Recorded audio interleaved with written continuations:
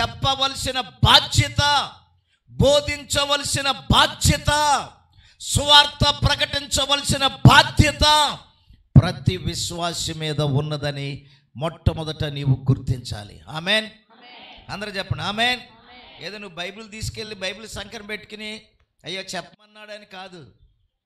నీ సాక్ష్యం, వ్యక్తిగత సాక్ష్యం, నీ జీవితంలో యేసు ప్రభు చేసిన కార్యం, నువ్వు ఎలాగ రక్షణ పొందావో, ఏ పరిస్థితుల్లో ఉండగా యేసయ్య నిన్ను పట్టుకున్నాడో, ఏ పరిస్థితుల్లో ఉన్నప్పుడు నువ్వు మార్పు చెందావో ఆ విషయాన్ని ఇతరులకు సాక్ష్య రూపంలో చెప్పాలి. ఆమెన్. చెప్పండి ఆమెన్. ఇప్పటి వరకు నువ్వు చెప్పలేకపోతే ఇక నుండి నువ్వు చెప్పటానికి ప్రయత్నము చేయి. పిరికి ఆత్మను దేవుడు ఇవ్వలేదు. చెప్పకపోవటం నీ తప్పు. చెప్పాలి సిగ్గుపడకుండా. దేవుడే కార్యాలు జరిగిస్తాడు. ఇక్కడ యేసు ప్రభు వారు జనసమూహమును చూచి వాక్యాన్ని బోధిస్తుండగా ఆయన బోధించుచు చాలించిన తరువాత నీవు దోణిని లోతునకు నడిపించి, ఎక్కడికి? లోతునకు. దోణి ఎక్కడికి వెళ్ళాలి? లోతునకు. విశ్వాసి లోతైన ఆత్మీయ అనుభవంలోనికి వెళ్ళాలి. ఆత్మీయ అనుభవము కలిగి ఉండాలి. ఏదో పైన అనుభవం కాదు. ఏదో మారు మనసు పొందాను, ఏదో నేను రక్షణ పొందాను, నా జబ్బు తగ్గిపోయింది, నా గుండె జబ్బు నుండి, నా టీబీ రోగం నుండి, నా క్యాన్సర్ నుండి, లేకపోతే నాకున్నటువంటి బలహీనత నుండి దేవుడు విడిపించాడు, స్వస్థపరిచాడు, ప్రార్థనకి వెళ్ళగానే బాగుపడ్డాను, బాప్తీసం తీసుకున్నాను. ఇవి కాదు. నీవు లోతైనటువంటి ఆత్మీయ అనుభవంలోనికి వెళ్ళాలి. ఆత్మీయ సత్యాలు నీవు తెలుసుకోవాలి. మోకాళ్ళ మీద ఉండి ప్రభు సన్నిధిలో నీవు ప్రార్థించినప్పుడు దేవుడు నీకు అనేకమైనటువంటి ఆత్మీయ సత్యాలను ఆయన నీతో మాట్లాడతాడు. హల్లెలూయా చెప్పండి గట్టిగా. దేవునికి స్తోత్రం చెప్దామా గట్టిగా? హల్లెలూయా. అందుకే నేను పైన ఉంటే యేసు ప్రభు వారు ఉపమానాలు చెప్పాడు. 4 నేలలను గురించి ఉపమానాలు చెప్పాడు యేసు ప్రభు వారు. ఒకటి రాతి నేల, ఒకటి ముళ్ళ కంచె, ఒకటి త్రోవ ప్రక్కన, ఒకటి మంచి నేల. ఇప్పుడు లోతులోనికి నీవు లోతైన ఆత్మీయ అనుభవంలో లేకపోతే నీవు పెళ్ళగించబడతావు. నీవు ఆ చెట్టు ఏరు ఎండిపోయినట్టు, పెళ్ళగించబడినట్టు ఆత్మీయ జీవితంలో ఒడిదుడుకులకి నువ్వు పడిపోతావు. చేతులైతే దేవునికి స్తోత్రాలు చెప్పండి గట్టి. ఏమన్నాడు? నీవు నావను లోతులోనికి నడిపించి చేపలను పట్టుటకు. దేవునికి స్తోత్రం కలుగును గాక. అందరు చేతులెత్తి దేవునికి స్తోత్రాలు చెప్పండి. యెహెజ్కేలు గ్రంథంలో 5 అనుభవాలు ఉన్నాయి. ఒకటి గిలకలు, ఒకటి మోకాళ్ళు, ఒకటి మొనలోతు, పూర్తిగా మునిగిపోవటం. నీవు గిలకల అనుభవం కలిగి ఉంటే, అది దాటి రాకపోతే నీవు ప్రభు సన్నిధిలో పరిపూర్ణతగా నువ్వు కాలేవు. మొదటి గిలకల లోతు, 2 మోకాళ్ళ లోతు, 3 మొలలోతు, 4 సంపూర్ణంగా మనము భక్తిలో మునిగి తేలాలి. ఆమెన్. ఆమెన్ చెప్పండి. చేతులెత్తి దేవునికి స్తోత్రం చెప్పండి గట్టిగా. అల్లు చెప్పాలి గట్టిగా. దేవునికి స్తోత్రం కలుగునుగాక. హల్లెలూయా. 2 చేతులెత్తి స్వరం ఉన్నవాళ్ళు గట్టిగా దేవునికి స్తోత్రాలు చెప్పండి. హల్లెలూయా, హల్లెలూయా. కనుక మనము లోతైన ఆత్మీయ అనుభవంలోనికి వెళ్ళాలి. అందుకే మన పూర్వీకులు చక్కని పాట రాశాడు డాక్టర్ మాసిలమణి గారు.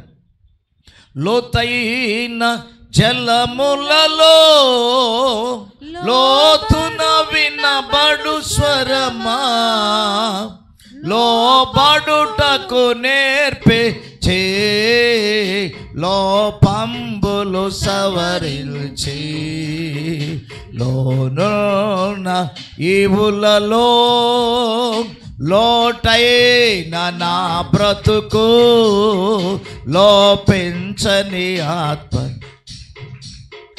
లోకేశ చేయుమయా నడిపించు నడి సాంద్రమున దేవా నవ జీవన మార్గమున నా జన్మ తరింప నడిపించునా రాత్రంతయు శ్రమ పడినా చేతులు నీతో ఉంటే కొట్టు. రహదారులు వెదకినను రాదాయను ప్రతిఫలము. రాత్రంతయు శ్రమ పడినా రాలేదు ప్రభు జయము. కొట్టాలి చేతులు. రాదాయను ప్రతిఫలము.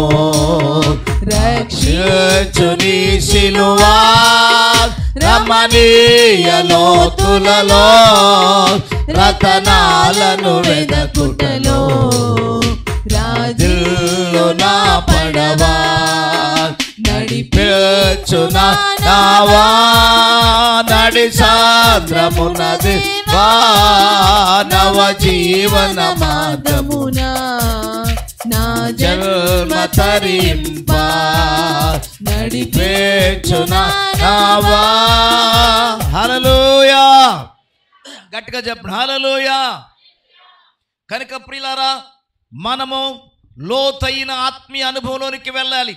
ప్రార్థనలో లోతైనటువంటి అనుభవం, వాక్యములో లోతైనటువంటి అనుభవం, సంఘములో లోతైనటువంటి మంచి స్థిరమైన బలమైనటువంటి విశ్వాసిగా నీవు సంఘములో దేవుని పక్షముగా నీవు నిలబడగాలి. దేవునికి స్తోత్రం కలుగును గాక. అలా చెప్పండి గట్టిగా. లోతులోనికి నడవాలి, లోతైన అనుభవంలోనికి వెళ్ళాలి. లోతైన సత్యాలు పరిశుద్ధాత్ముడా నాకు బోధించు అని ఇక్కడ యేసు ప్రభు వారు చెప్తున్నాడు. ధోనిలో నిలబడి ప్రజలకు దేవుని వాక్యాన్ని బోధిస్తున్నాడు. ఆమెన్. గట్టిగా చెప్పండి ఆమెన్. హల్లెలూయా. కనుక ప్రజలు ఎక్కడ ఉన్నా ప్రజల మధ్యకు దేవుడిని నడిపించినప్పుడు ఒక్క మాట అయినా దేవుని గురించి వారికి తెలియచేయాలి. హల్లెలూయా. గట్టిగా చెబుతాం హల్లెలూయా. సీమోను పేతురు అన్నాడు, ఏలినవాడా రాత్రంతయు మేము ప్రయాసపడితే మీకు కానీ మాకేమీ దొరకలేదు, ఏమీ దొరకలేదు. ఇప్పుడు వీళ్ళు ఏం చేశారు? రాత్రంతా ప్రయాసపడ్డారు. ఎలా ప్రయాసపడ్డారు? ఆయన మాట చొప్పున చేయక, ఆయన చిత్తమును తెలుసుకొనకుండా. జాగ్రత్తగానండి, చాలామంది విశ్వాసులు అప్పులు పాలవటానికి, అనారోగ్యము పాలవటానికి, పిల్లరా మీ జీవితంలో ఓటమి పాలవటానికి, శత్రువు చేతిలో పడటానికి, సాతాను చేతిలో కీలుబొమ్మగా మారటానికి ఒకటే, దేవుని చిత్తమును నీవు తెలుసుకొనకపోవటం.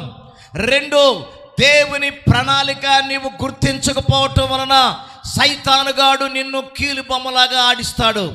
ఇక్కడ శిష్యులు, అయ్యా మేము చేయగలిగిన పనే, నాకు చేతైన పనే, మేము వలలు వేసేవారమే, చేపలు పట్టడం మాకు బాగా తెలుసు, చేపలు వేటాడటం మాకు బాగా పుట్టుకతో నేర్చినటువంటి విద్య కనుక మేము వెళ్ళి రాత్రంతా వల వేశాం. కానీ చెప్పండి, మాకేమీ దొరకలేదు. నిరాశ ఎదురైంది, నిస్పృహ ఎదురైంది.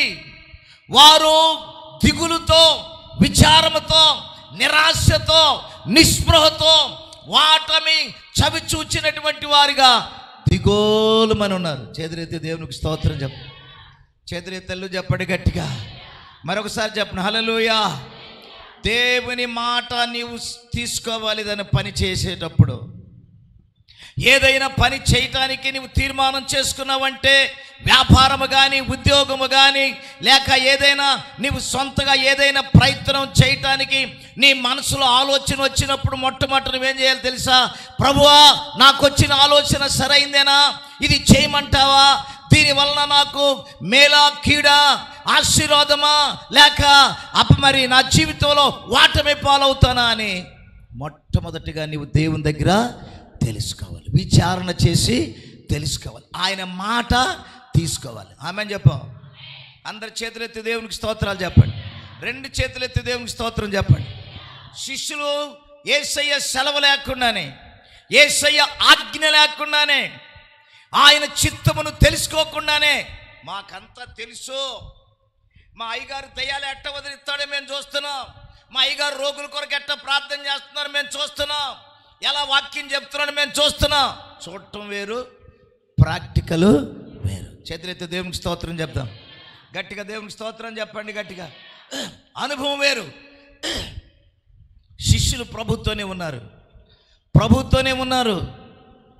కానీ వారు వలలు వేయటానికి ముందుగా, ప్రభువా మమ్మల్ని చేపల పట్టమంటావా, వలలు వేయమంటావా అని ఆయన దగ్గర ఆ మాట అడగల. చేతులెత్తి దేవునికి స్తోత్రం చెప్పండి.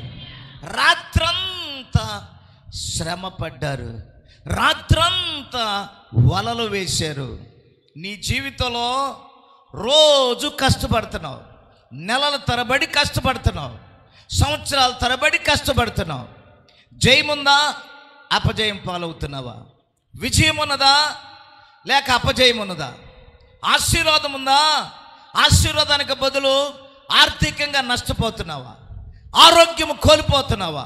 నీ జీవితంలో దేవుని సెలవు లేకుండా, దేవుని చిత్తము లేకుండా, దేవుని యొక్క మాట తీసుకొనకుండా సొంత నిర్ణయంతో నువ్వు చేస్తే మనకు అది చెప్పండి, మన జీవితంలో మిగిలేదేంటి?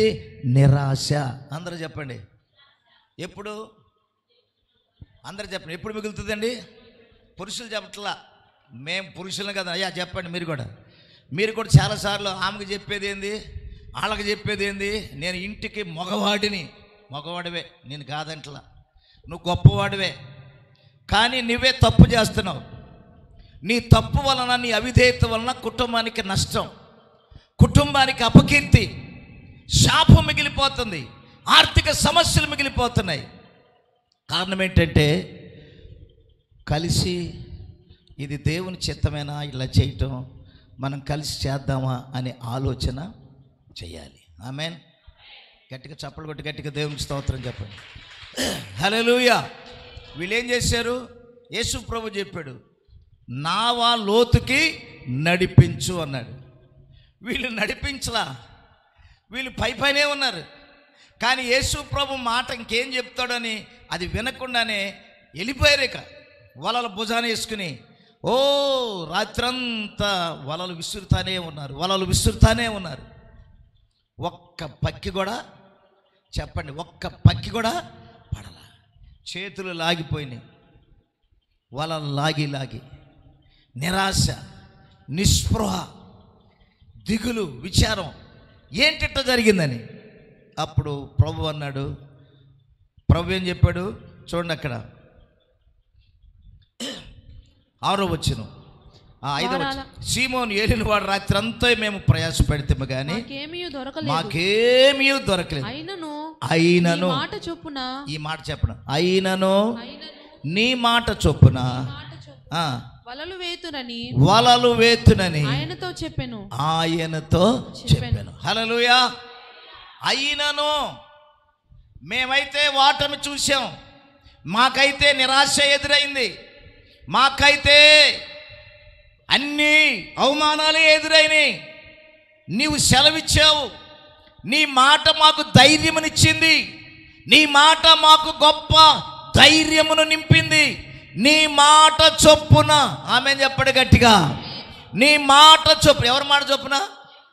అందరూ చెప్పండి, గట్టిగా చెప్పాలి ప్రతి ఒక్కరు. ఎవరి మాట చొప్పున? దేవుని మాట చొప్పున. నీవు సృష్టికర్త అయిన దేవుడవు, సమస్తమును నీ నోటి మాట ద్వారా కలుగు చేశావు. జలచరములు కలుగును గాక అన్నావు.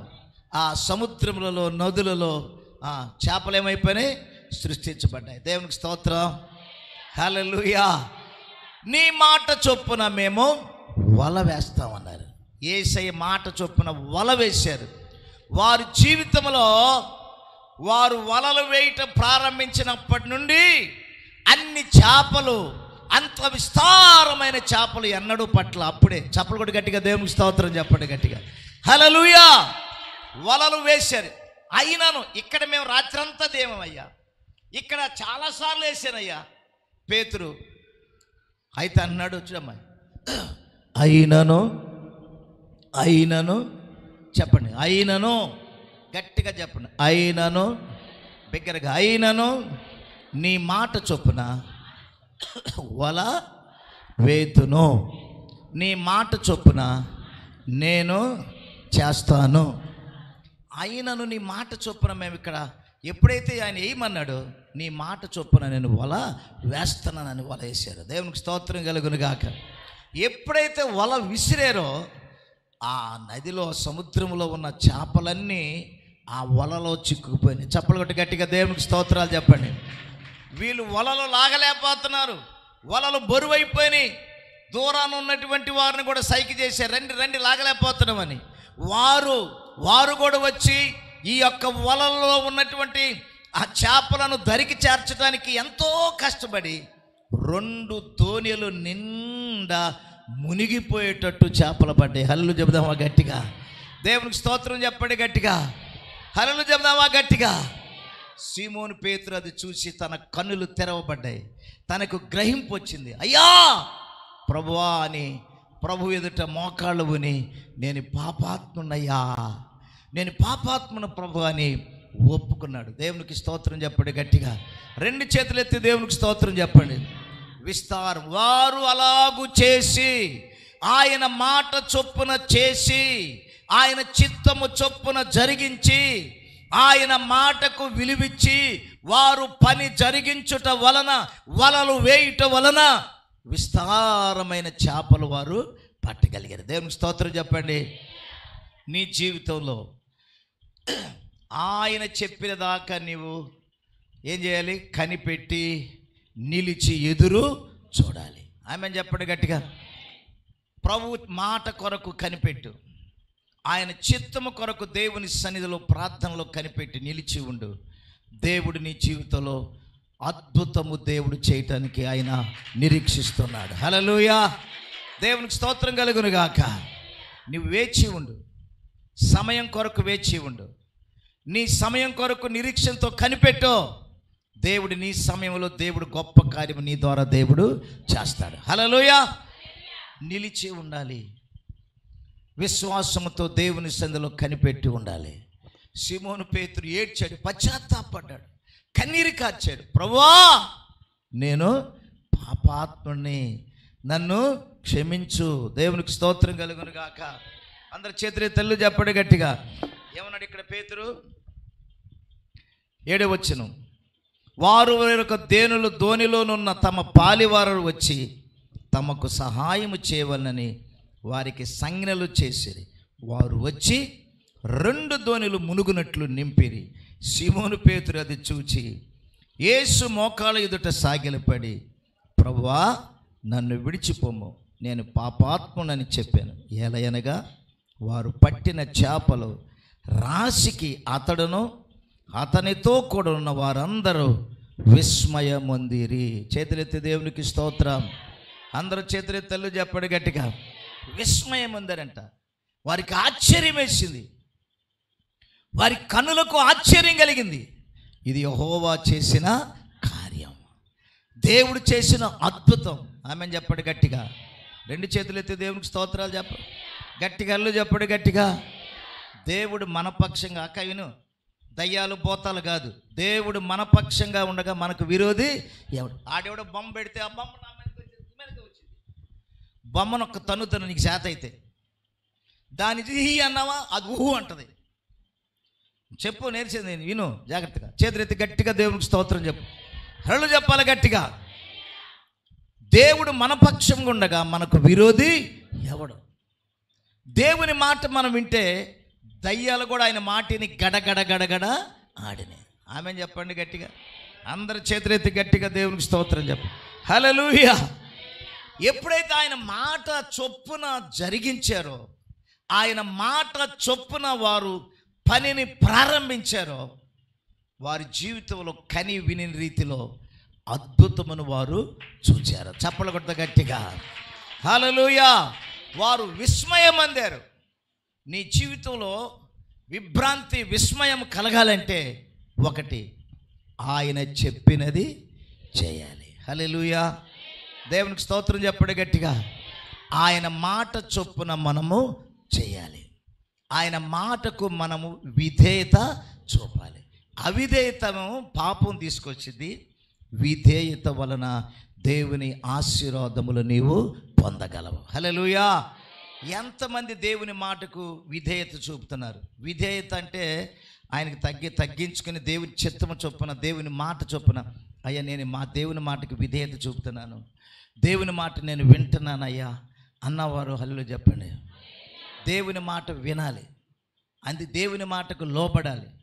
దేవుని మాట విని దేవుని మాటకు లోబడితే దేవుడు గొప్ప కార్యాలు చేస్తాడు. హల్లెలూయా, అందరం చెప్పండి హల్లెలూయా. విస్తారమైన చేపలు వారు దోణి, అసలు ఆ దోణిలు కూడా నిండి పొర్లిపోయేటట్టు ఆ చేపలను చూసి వారు ఆశ్చర్యపడ్డారు. హల్లెలూయా చెప్దామా గట్టిగా? దేవుడు చేసే కార్యాలు కంటికి కనబడవు, చెవికి వినబడవు, హృదయమునకు గోచరం. ఆమేన్ చెప్ప గట్టిగా. మీ తలంపులు వేరు, మీ తలంపులు నా తలంపులు వంటివి కావు. నీ తలంపు వేరు, నువ్వేదో కొద్ది కొంచెం తలంచుతావు. ఇది చాలే, ఇది చాలే, ఇది చాలే అని, ఈ అవసరానికి ఇది చాలే, ఈ అవసరానికి ఇది చాలే అని. దేవుని ఆలోచన చాలా గొప్పది. ఆమేన్ చెప్పండి గట్టిగా. ఆయన తలంపులు చాలా గొప్పవి. హల్లెలూయా చెప్దామా గట్టిగా? ఊహకు అందవు ఆయన ఆలోచనలో, నీ ఆలోచనకు అందవు దేవుని కార్యాలు. దేవుని ప్రజలమైన మన జీవితాల్లో